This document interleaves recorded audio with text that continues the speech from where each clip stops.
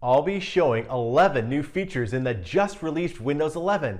New features, updates, and a host of improvements, and in the immortal words of Nigel Tucknell from Spinal Tap, these go to 11. So let's get started. The first new feature, and one that it's probably talked about the most so far with Windows 11, is the centered set of apps and start button. So if I click on the start button here, I have a newly redesigned start menu. Lots of great stuff here. It's been simplified, less busy than Windows 10. And I've got apps that are pinned here, and I can go to all apps. And this is kind of like the big list in the previous start menu that you've probably seen. I've also got recommended right here. And there's a set of things that I've been working on that have been recommended that I can pin. So I can right click here and pin this to my start and do the other types of things. I could pin it to the taskbar or go to settings. So it's kind of been cleaned up. I personally like it quite a bit.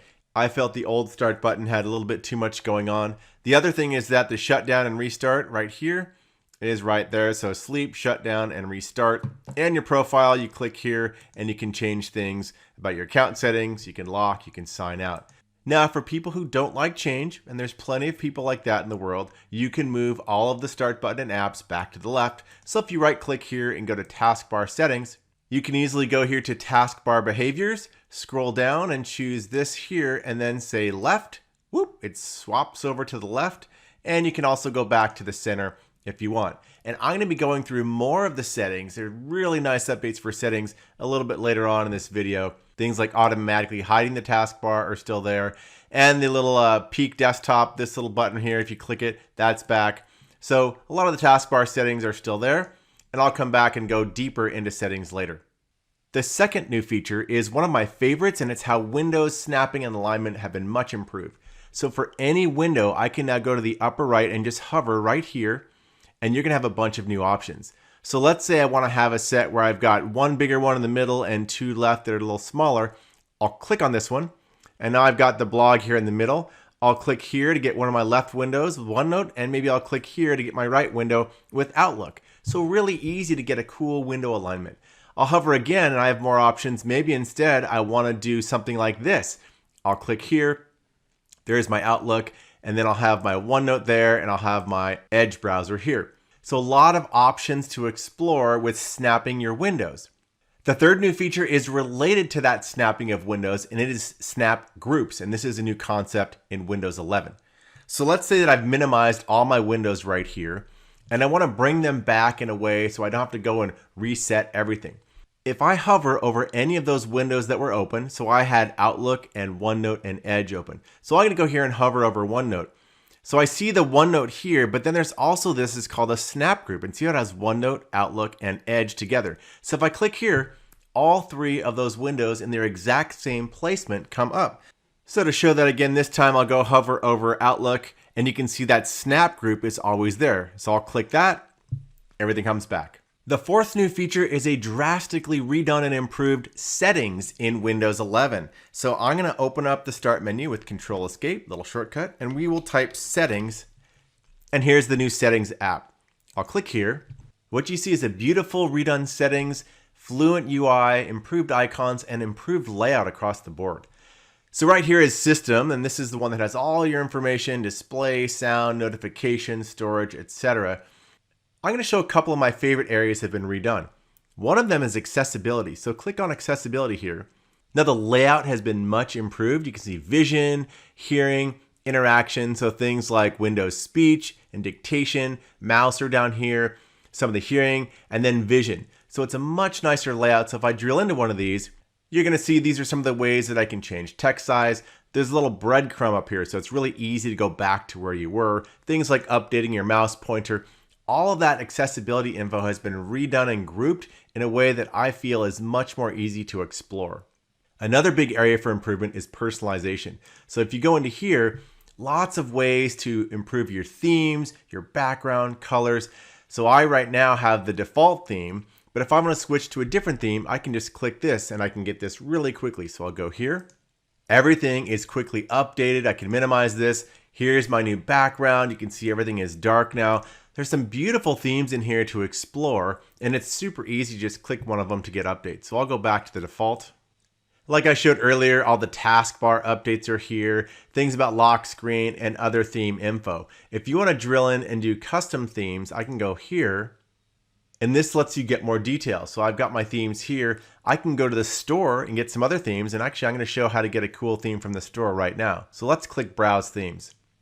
There are a bunch of nice and free themes right here in the store. The store app has been redone as well, so I'll scroll down and find one. Color Explosion, that looks fun. I'll click here. And let's install. Okay, now it's done. I'm just going to close this, and if you go back into the themes area, you'll see the color explosion. So I just click here now, and it's installed a beautiful color theme. So I've got my color explosion, things are dark around the bottom. So a lot of different options for themes that you can go and explore. Also, if you want to choose individual things like color, sounds, cursors, or background, you can drill in right here to do that. That's a quick tour of settings. There's a ton more to check out in here, but hopefully that gives you a sense of how it's laid out and all the types of updates that have happened. The fifth new feature is multiple desktops and some improvements in Windows 11. Multiple desktops came out in Windows 10, and there's some updates in Windows 11 that makes it a little bit easier to use. So this is the idea where if I hover here, I get desktops. And I can have a work desktop, a personal desktop, a gaming desktop, and that can have different apps that you have open and are using. It's kind of like a virtual space. So in this case, I've got desktop 1. I'll create a new desktop, click here. And for this desktop, I can right click and I can rename it. I can move left or right and choose a background. So let's choose a background for desktop number 2. And I'll go up here and choose the little sun with the water for my background. Now when I go down and click, you're going to see desktop 1 and then desktop 2. Desktop 2 is empty in terms of things that I've opened. So maybe on desktop 2, I've got my Edge browser, and maybe I have things like Excel booted over here, and whatever else I'd be working on this desktop. I can also name these things. So I'm going to hover, and that comes up, and we'll right click, and I'll choose rename, and I'll type work, and maybe this one here is personal. So right click, rename, personal. And I can shift these. So maybe I right click on this and I say move to the right, and it shifts the spot and the order, and I can have multiple desktops, and I just hover on one, hover on the other. So my work one, I've got my web browser up and I've got Excel. On my personal one, maybe I have OneNote open and I've got Camtasia because we're recording. So this lets me be efficient in swapping between these different desktops. The sixth new feature is widgets and some big improvements. So right here on the taskbar is the widgets menu. Let's click that. This opens up a little panel. I've got nice helpful widgets, just at a glance info. So things like weather, their stocks, you can customize this, sports, your calendar, and then news gets all pulled in.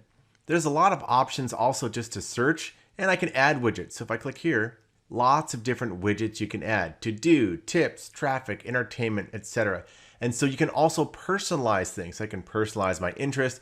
So it's just a nice way if I don't want to go browsing all over the web to look at stuff, I can have a nice little customized widgets page right here. And there's also a scroll bar so you can scroll down quite a way to see even more information that will automatically be popped up. The seventh new feature is keyboard shortcuts, and there's some cool ones in Windows 11. A lot of shortcut fans out there. The first one is, for the widgets menu, do Windows key plus W, and that'll open that widgets menu right up. The next one's my personal favorite, Windows key plus A, opens up the redesigned little quick settings menu. Windows key plus N opens up the new notification center. You can see the calendar, but there's also notifications right here. You can access Focus Assist.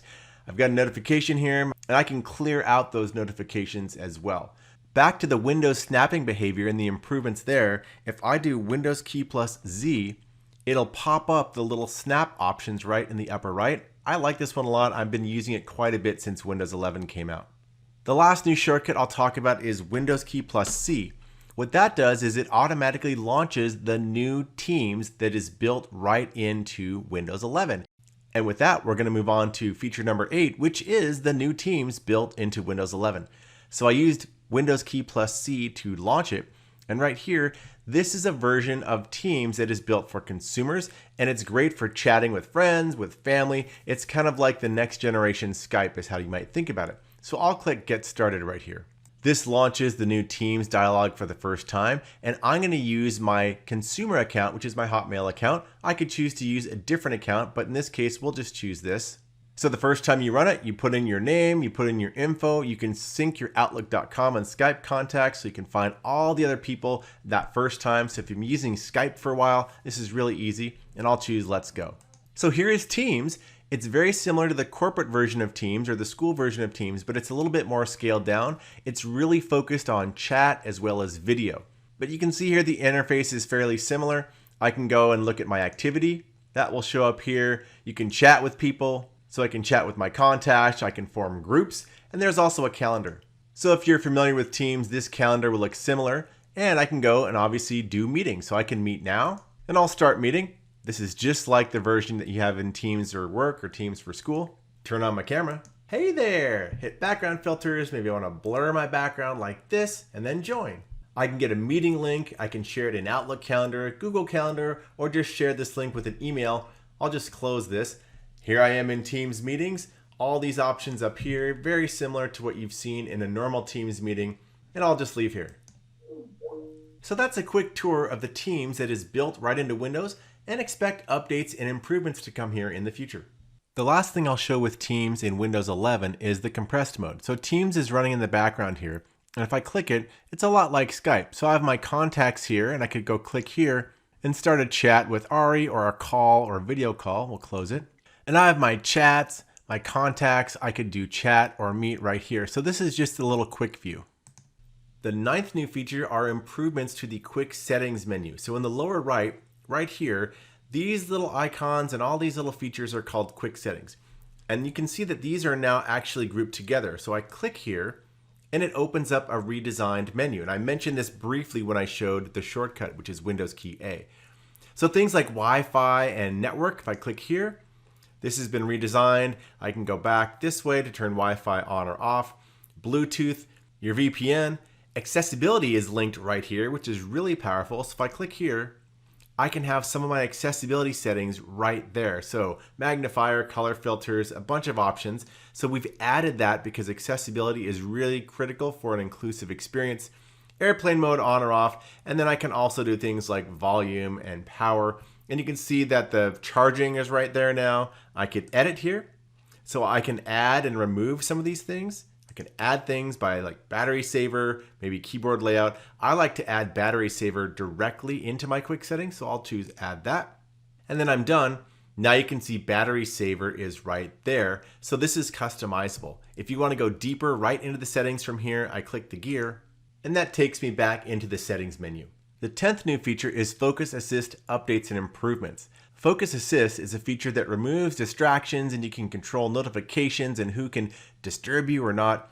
A quick way to get to Focus Assist is do Windows key plus N, so opening up your notifications, and then go to Focus Assist settings.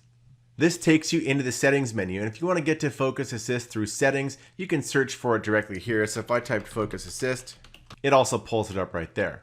Now there are some improvements to the layout and some of the options that you have. So right now, Focus Assist, if you turn it off, you're going to get all the notifications that you ever dreamed of.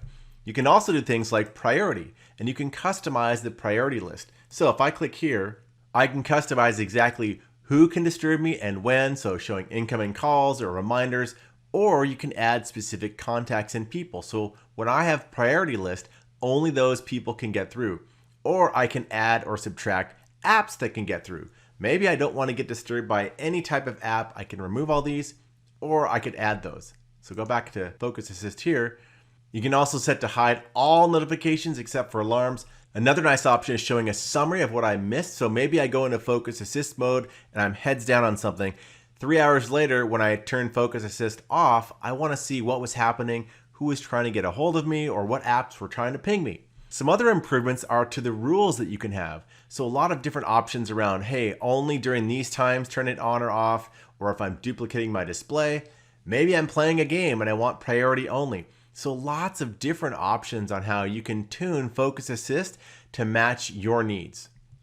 The 11th new feature is updates and improvements to Windows Dictation, which is built in.